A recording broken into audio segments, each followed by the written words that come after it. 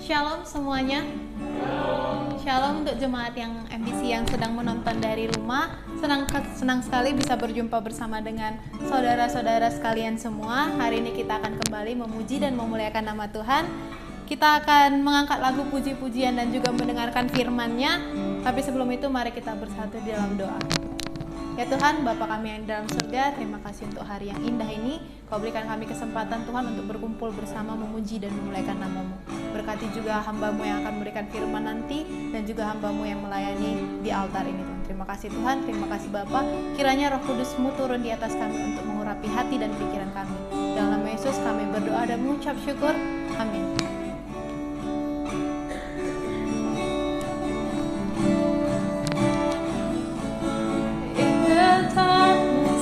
World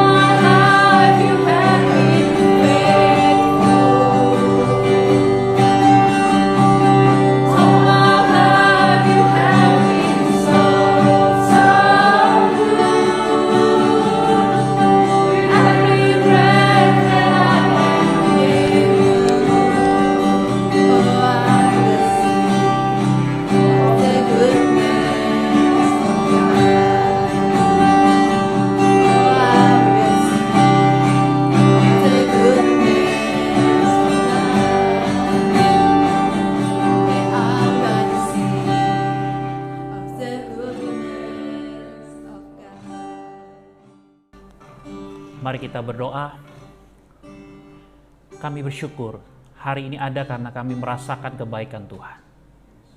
Kalau hari ini kami bisa menikmati napas kehidupan, menikmati waktu Sabat, waktu di mana kami boleh bersama dengan Tuhan, kami beristirahat, kami menjadi tenang, kami menjadi pulih, kami menjadi disegarkan, kami menjadi dikuatkan, kami memiliki pengharapan, iman, dan kasih di dalam kehidupan kami. Semua itu karena anugerah Tuhan. Tuhan, biarlah kebaikan Tuhan terus-menerus boleh kami korbarkan di dalam kehidupan kami. Kasih-Mu, nilai-nilai dasar kehidupan Kristus Yesus itu nampak menjadi nyata di tengah-tengah generasi muda, di tengah-tengah generasi hari ini, di tengah-tengah di masa-masa pandemik. Kami percaya Bapa, biarlah Tuhan menolong setiap kami. Begitu juga hari ini Bapak, kami rindu, kami haus, kami lapar. Kami mau rindu mendengar lagi kebenaran firman Tuhan. Tuhan tolong kami. Tuhan berikan kami semua pengertian. Hamba-Mu kami semua, baik yang di sini, kami secara onsite maupun juga yang di rumah. Kami boleh sama-sama dibangun, dikuatkan, diteguhkan atas dasar firman Yesus Kristus. Tuhan bicara kepada kami siap. Dalam nama Tuhan Yesus kami berdoa. Amin. Silakan duduk Bapak Ibu Saudari juga yang di rumah.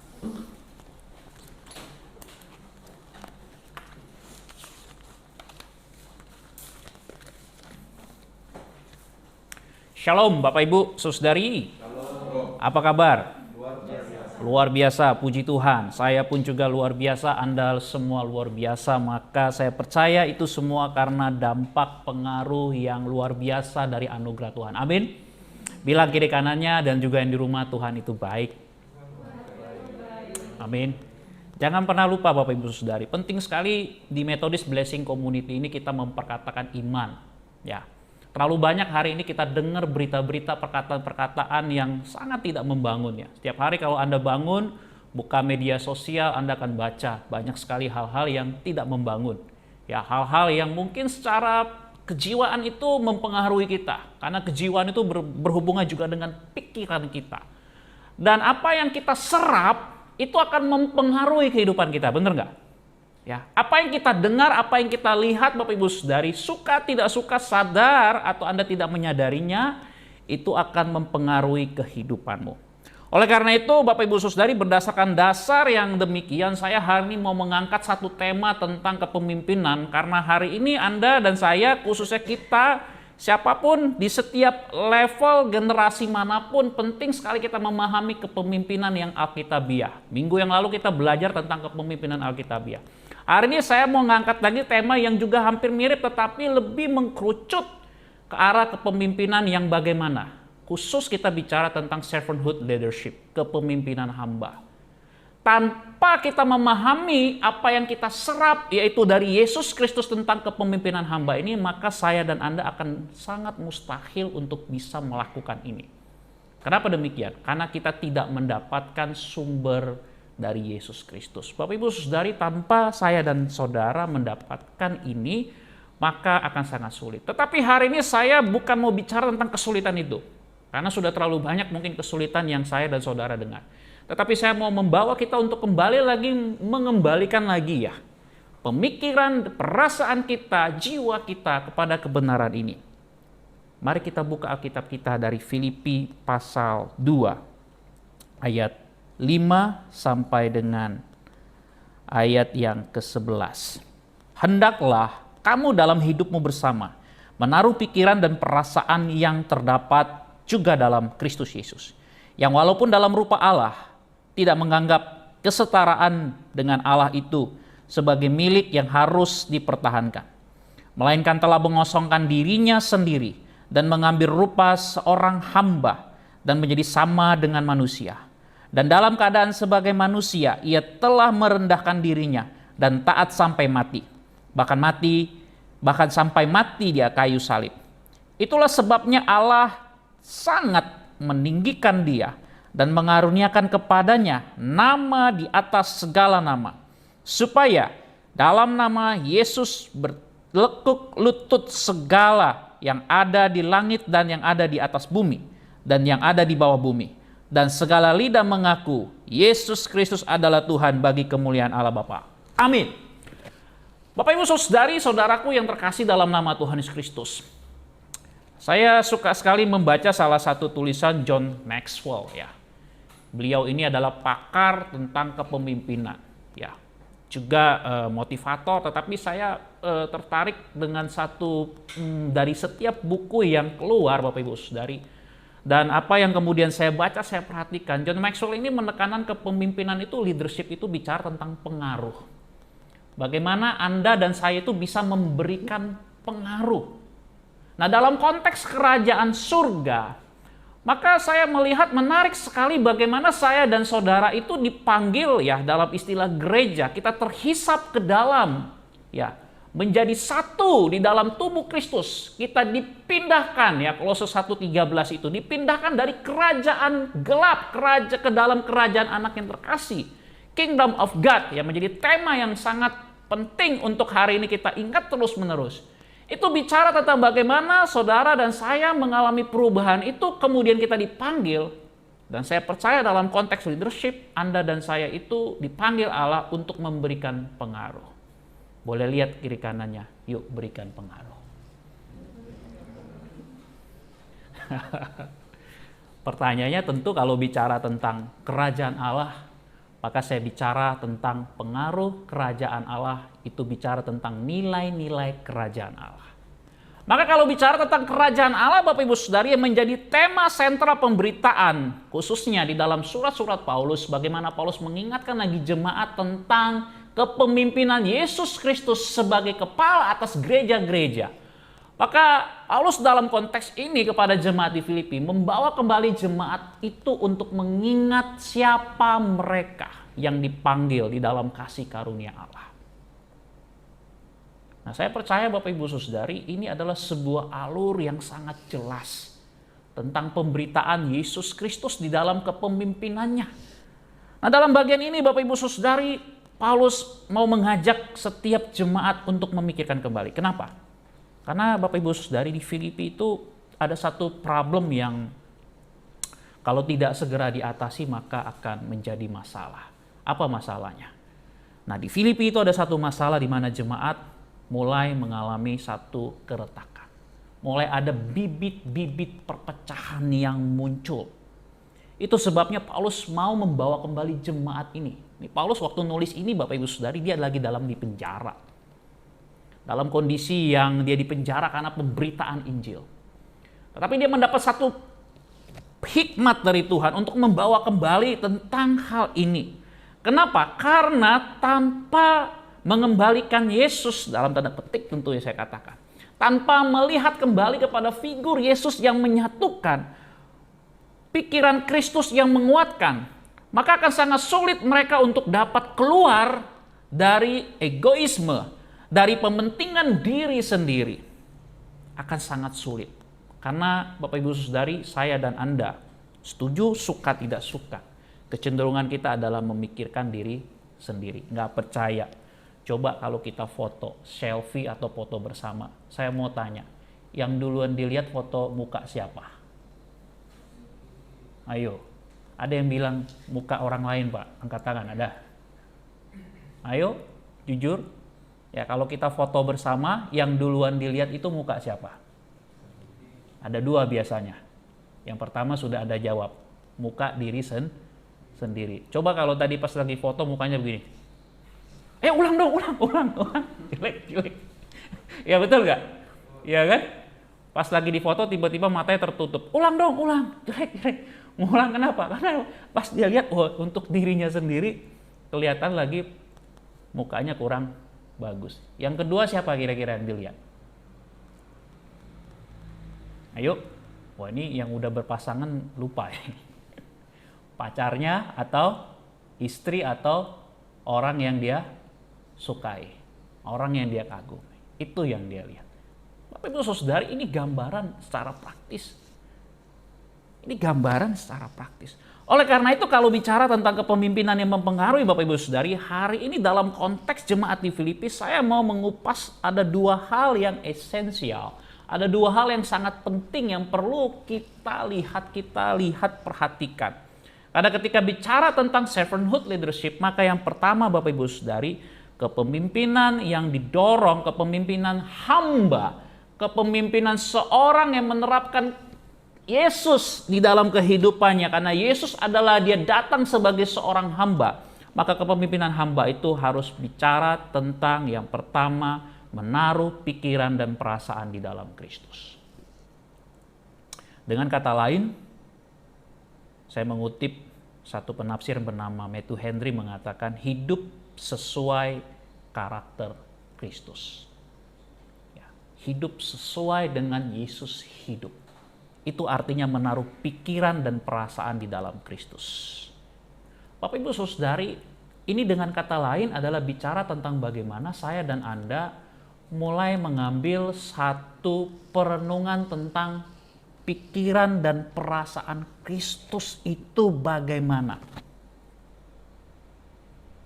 Maka kalau kita lihat dalam penjelasan Paulus di dalam surat Filipi, di situ pikiran dan perasaan Kristus itu adalah menggambarkan tentang bagaimana dalam ayat 7 dia yang mengosongkan dirinya. Dia melakukan ini dalam karya keselamatan, Bapak Ibu Saudari. Yesus melakukan ini dalam karya keselamatan yang ditujukan kepada kita hari ini. Nah, Bapak Ibu Saudari, ini bicara tentang sikap kerendahan hati.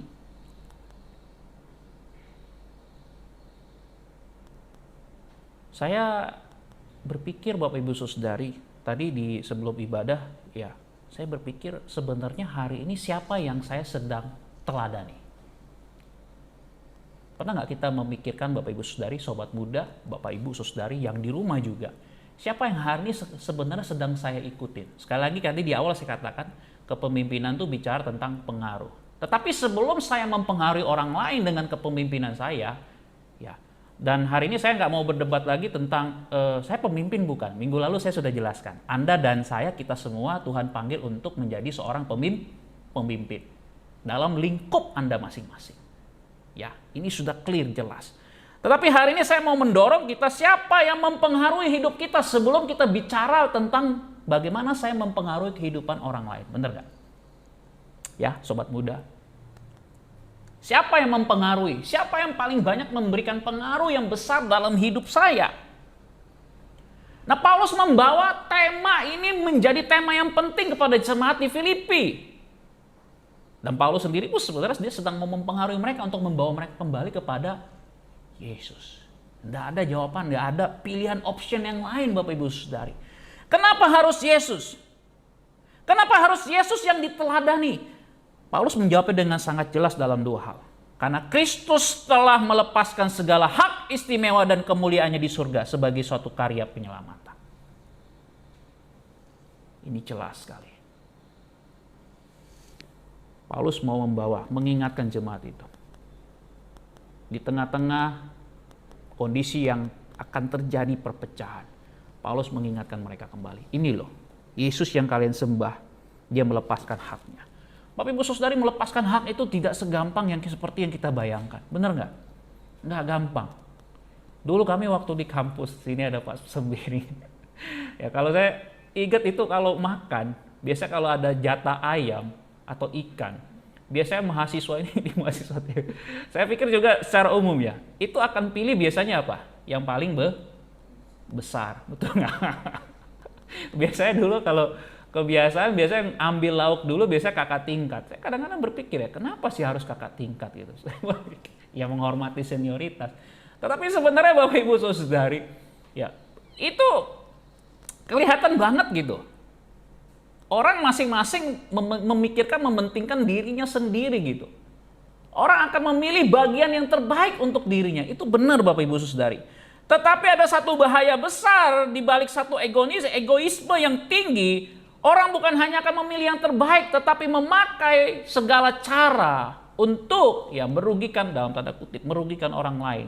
Mungkin segala cara akan dilakukan untuk memenuhi ego dia. Nah, Bapak Ibu Saudari, kalau bicara tentang ego, maka saya pikir tidak ada satu hal pun yang akan dapat memuaskan ego kita. Semakin Anda memberi makan kepada ego Anda, maka ego itu akan semakin bertumbuh menjadi besar. tidak akan ada kata puas, betul nggak? Sehingga hari ini kita kalau bicara tentang kata cukup itu apa? Menjadi kata relatif. Ya. Kenapa? Karena yang dipuaskan adalah egoisme diri sendiri. Nah ini bahaya Bapak Ibu Saudari. Sehingga kalau itu terjadi di tengah-tengah gereja, pasti akan terjadi perpecahan. Itu pasti.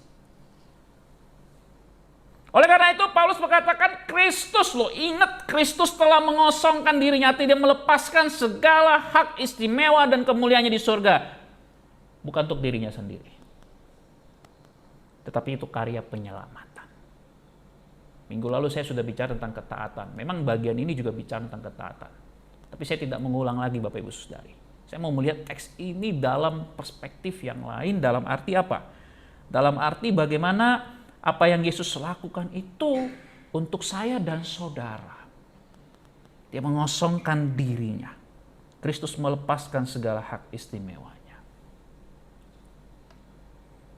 Bapak Ibu Saudara, ini nggak gampang.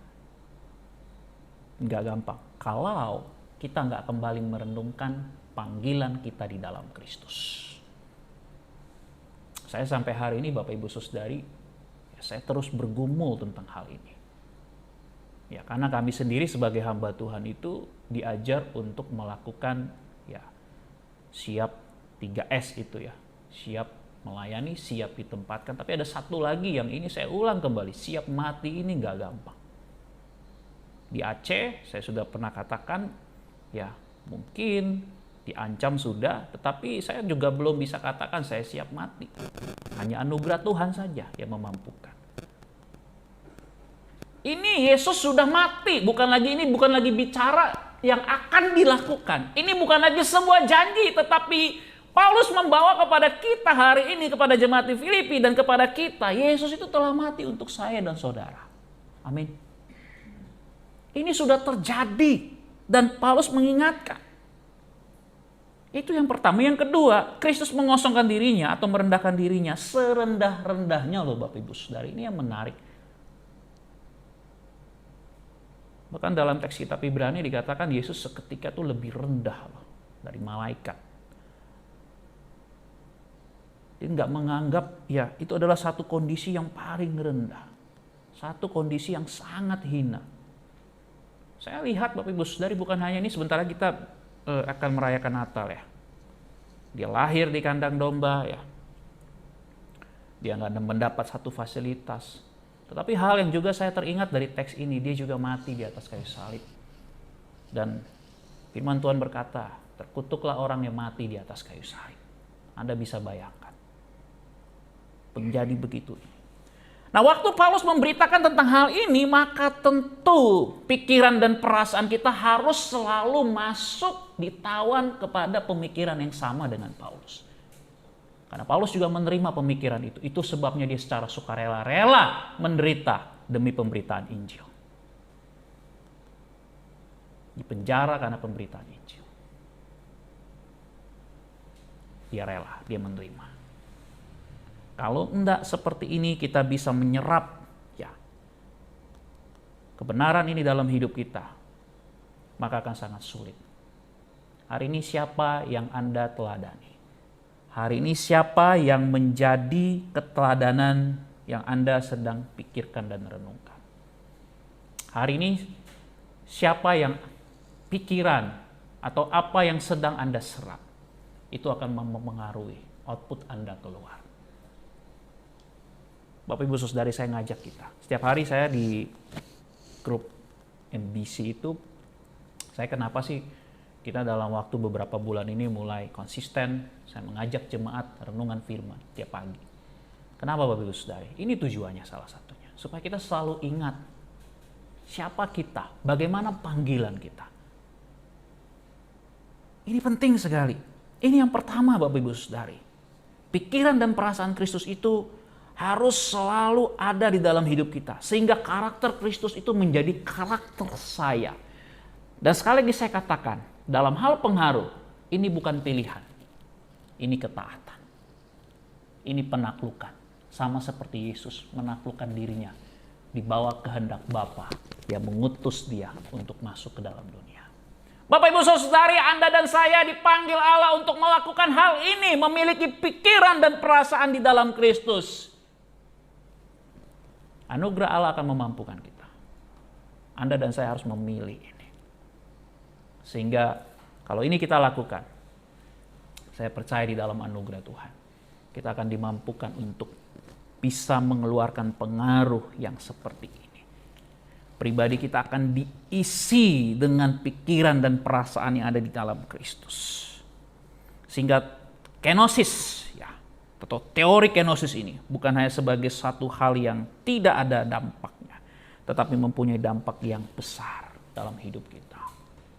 Inilah identitas saya dan saudara sebagai seorang pengikut Yesus.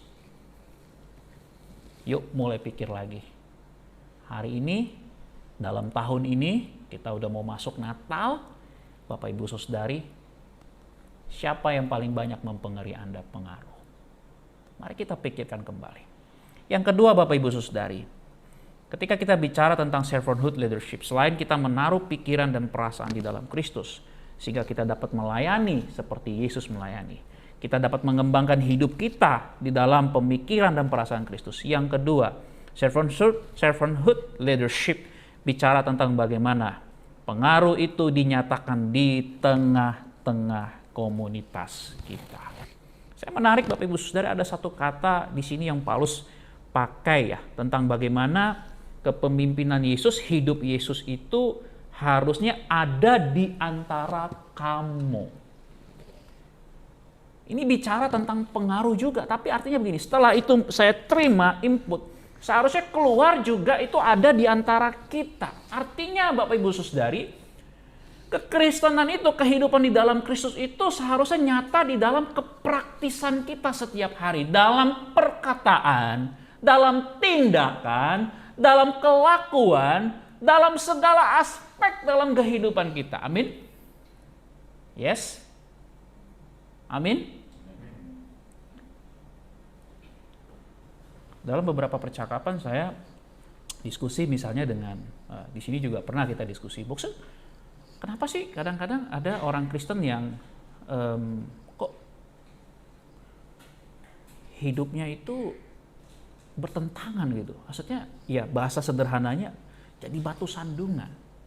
Bapak Ibu Saudari, saya diingatkan Tuhan karena mungkin input yang dia terima itu bukan lagi ini begitu. Udah lain. Apalagi sekarang di tengah-tengah media sosial, di tengah-tengah ya kalau Anda sobat muda, siapapun kita yang terbiasa mungkin menonton, melihat media sosial perkembangan hari-hari ini, itu banyak sekali nilai-nilai yang memang kontra ya, bertentangan dengan nilai-nilai ini Bapak Ibu Saudari. Apalagi mau menjadi hamba. Ini tujuannya Bapak Ibu Saudari, kalau di antara kamu, artinya bicara tentang bagaimana saya melayani kamu. Bagaimana saya sebagai seorang pemimpin memenuhi kebutuhan Anda, betul nggak? Bukan lagi penuhilah kebutuhan saya. Bukan lagi senangkan saya. No, bukan itu. Karena kalau kemudian kita bicara tentang servanthood leadership, kepemimpinan hamba, maka saya sebagai seorang pribadi akan berusaha untuk bagaimana memenuhi kebutuhan orang lain. Bagaimana saya bisa mempengaruhi orang lain untuk mengenal Yesus yang hidup dalam hidup saya. Maka input yang kita terima dari kerajaan surga, yaitu Yesus yang menjadi pemimpin saya dan saudara, itu juga akan keluar, diberitakan, dinyatakan di tengah-tengah orang lain. Keluar. Oswald Chambers dalam satu tulisannya, ya dia seorang penulis pengajar yang luar biasa. Dia selalu, dan saya selalu ingat ini, dia pernah berkatakan, Anda dan saya seringkali berpikir untuk bagaimana menjadi berkat bagi orang lain. Tetapi sebenarnya yang harus saya dan saudara lakukan adalah, pikirkanlah bagaimana Anda dan saya menghayati kehidupan Yesus di dalam kehidupan keseharian. Artinya Bapak Ibu Saudari, besar sekali pengaruh semangat kontemplasi, perenungan, atau kemudian kehidupan Yesus itu yang menjadi kehidupan kita itu Maka dengan kemudian dalam kutipan selanjutnya dikatakan gitu, Oswald Chambers pernah mengatakan, maka Anda secara tanpa Anda sadari dalam pengertian ego, Anda sudah menjadi berkat untuk orang lain. Kenapa? Karena kehidupan Yesus yang Anda serap, yang Anda terima, yang kita terima dalam kehidupan kita itu pasti akan memberikan pengaruh di antara kamu. Amin. Yes. Pengaruh. Itu akan memberikan pengaruh. Itu akan keluar. Akan keluar. Bapak Ibu Saudari, teman-teman sobat MBC, hari ini saya mengajak kembali memikirkan kembali siapa yang paling banyak memberikan pengaruh dalam hidup kita. Siapa yang paling banyak mempengaruhi hidupmu? Anda suka Korea? Nggak salah. Jangan salah mengerti ya, nggak salah sih. Tapi coba perhatikan, ya, nggak apa-apa, silakan. Anda mau menerima apapun boleh, silakan. Tetapi pastikan, ya, nilai-nilai kerajaan surga itu ada di dalam kehidupan saudara. Apapun kehidupanmu, ya, itu akan keluar, Sehingga waktu di antara kita, ya, saya bersyukur di antara kita ini luar biasa ya. Amin sobat MBC. Ya, kita bisa memberikan pengaruh ya di media-media sosial kita itu sangat luar biasa. Tepuk tangan dong untuk semua. Ya. Ini luar biasa. Kita hari ini Metodis punya media sosial yang ya kalau saya bilang ya, Metodis Blessing Community ini luar biasa. Betul nggak? Ya, Anda bisa menilai sendiri ya. Saya berterima kasih untuk tim ya, untuk kita semua, Bapak Ibu Saudari, untuk sobat-sobat muda kita yang sudah memberikan kontribusi. Saya pikir ini penting sekali. Kita sedang mau memberikan pengaruh. Dan minggu depan ya, saatnya anak-anak muda buat satu gerakan ya, khusus untuk Metodis Bapak Ibu Saudari. Untuk bagaimana Anda memberikan pengaruh, bicara tentang sesuatu hal yang selama ini mungkin agak sulit untuk kita terbuka. Sehingga saya rindu Bapak Ibu Saudari, pengaruh yang benar ini, pengaruh yang digerakkan oleh kepemimpinannya Yesus telah lakukan ini. Saya rindu ini akan menarik banyak orang lagi untuk datang kepada Kristus. Gereja ini Bapak Ibu Saudari, jangan jadikan gereja ini menjadi tempat penghakiman. Tempat di mana orang tidak bertemu dengan Tuhan. Saya rindu ya Bapak Ibu Saudari, sebagaimana yang Paulus katakan, di antara kamu itu artinya harus berkembang. Apa yang disebut dengan kasih, apa yang disebut dengan karakter Kristus di dalam kerendahan hati. Di dalam damai sejahtera. Gereja seharusnya menjadi satu tempat yang aman. Gereja harusnya menjadi satu tempat yang menyenangkan. Di mana kita bisa bertemu dengan Tuhan. Dan saling membangun di dalam kasih. Satu dengan yang lainnya. Dan itu hanya dapat dilakukan ketika saya dan saudara kita bersama-sama mengembangkan, menaruh pikiran dan perasaan Kristus. Amin. Yes, amin. Bilang kiri kanannya, yuk kita lakukan. Kita berdoa. Bapa, kami bersyukur Tuhan ngingetin kami lagi. Kami bersyukur Tuhan begitu mengasihi kami. Tuhan, kami mau menerima kepemimpinan Yesus secara sepenuhnya dalam kehidupan kami. Ajari kami Tuhan untuk bisa menjadi hamba, untuk bisa menghambakan diri kami. Bawa pikiran kami, jiwa kami ini Tuhan pulihkan. Supaya pikiran Kristus itu menjadi pikiran kami. Perasaan Kristus itu menjadi perasaan kami. Jangan biarkan hal yang lain di luar daripada itu menyeret kami, mempengaruhi kami. Oleh karena itu kami tidak mau mundur, kami mau maju. Kami mau mengembangkan diri kami di dalam pikiran dan perasaan Kristus ini. Sehingga pengaruh yang kami keluarkan dalam kehidupan kami, dalam kepemimpinan kami, di mana kami berada, itu semua bisa memberikan dampak yang besar. Sehingga orang-orang bisa melihat ada karakter Kristus, ada kehidupan Kristus dalam kehidupan saya, dalam kehidupan kita semua. Tuhan berkati kami semua. Oleh anugerah Tuhan kami percaya, ini menjadi satu misi yang akan dapat kami menangkan. Biarlah kami menerima di antara kami semua Tuhan. Kami saling mengembangkan hal-hal yang seperti ini. Sehingga Metodis Blessing Community menjadi satu komunitas yang betul-betul dapat menerima, membangun komitmen dan menjadi life transformation, menjadi pengubahan hidup oleh karena kami menerima pikiran dan perasaan Yesus Kristus dalam setiap hati dan pikiran kami. Terima kasih banyak Bapak, berkati kami semua. Anugerah Allah cukup untuk setiap kami. Terima kasih Bapak, Engkau sangat baik. Jemaat yang dikasihi oleh Tuhan Yesus Kristus, hari ini ketika Engkau akan pulang, pikirkanlah, biarlah Engkau memberi kehidupan setiap kita untuk ditaklukkan di bawah kerajaan surga, di dalam kepemimpinan Yesus Kristus. Percaya kepada Tuhan dan jangan andalkan dirimu sendiri. Terimalah berkat daripada Tuhan. Kiranya anugerah dan kasih sayang dari Allah Bapa dan dari anaknya Tuhan kita Yesus Kristus, serta pertolongan, penghiburan, pendampingan dari Allah Roh Kudus, itulah yang memberkati kita semua, mulai hari ini, besok, dan sampai selama-lamanya. Amin.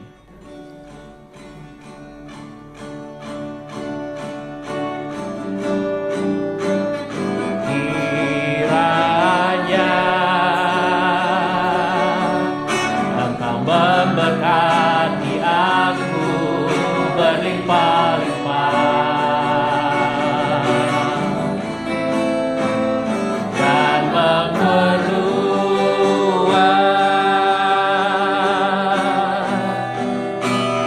daerahku,